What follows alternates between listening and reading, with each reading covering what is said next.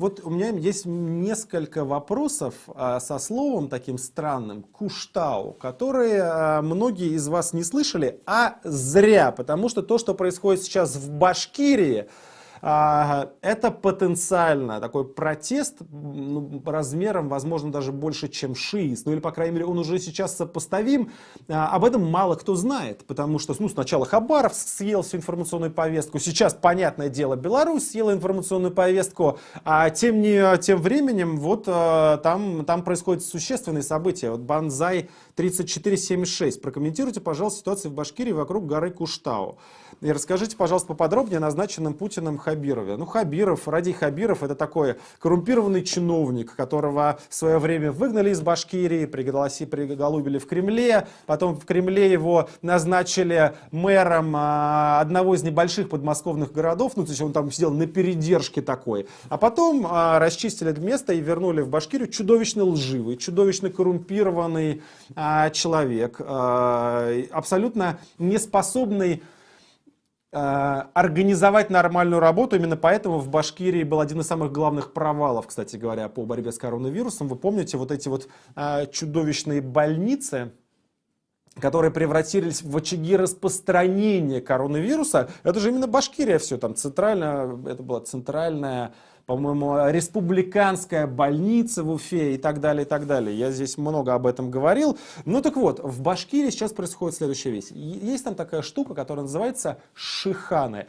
Это такая одиночно стоящая гора. Их там 4 штуки.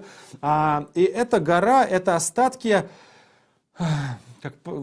Здесь главное не ошибиться, чтобы подо мной не посмеялись люди, которые разбираются действительно в геологии. Это риф древнего моря. Он когда-то образовался миллионы лет назад, когда на той территории, где сейчас Башкирия, плескалось древнее море и плавали какие-то чудесные ихтиозавры. Вот образовались эти рифы. Это сейчас 4 одиночно стоящие горы. И гора Куштау, как естественно, все подобные горы, люди жили, видели какая-то странная одиночно стоящая гора, внутри которой находятся остатки какой-то вот этой вот флоры и фауны тех времен. Безусловно, все такие горы, они приобрели для местных жителей некое такое сакральное значение, поэтому многие люди называют это священной горой.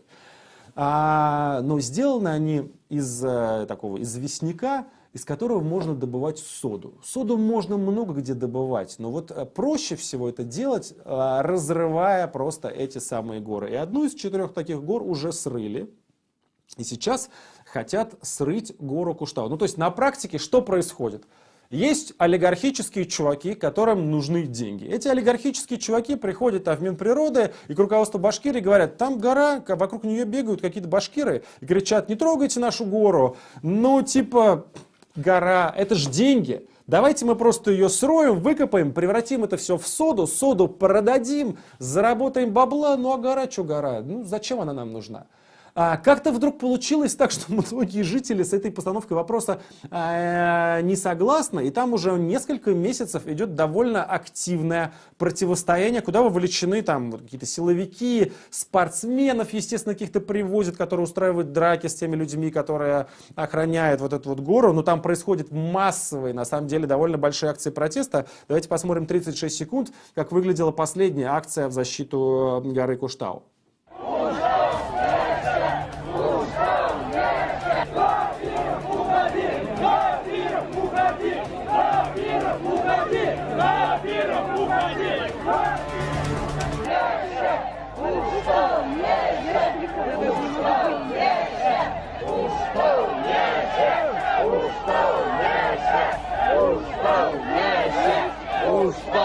Мы, десантники Республики Башкортостан, призываем защищать нашу родину, защищать нашу экологию и защищать этот памятник природы Куштау.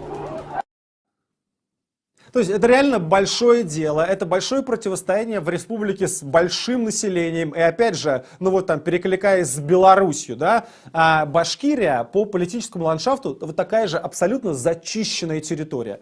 Всегда тотально фальсифицируются выборы, всегда никого не пускают на эти выборы, абсолютный беспредел власти, супербогатая, наглая элита, которая заявляет о том, что он заботится об интересах народа, но на самом деле зарабатывает с какими-то местными олигархами огромное количество денег, и там сейчас идет реально большой протест, фактически общероссийского масштаба, поэтому за ним, во-первых, нужно следить, во-вторых, его нужно поддерживать, это очень-очень важно.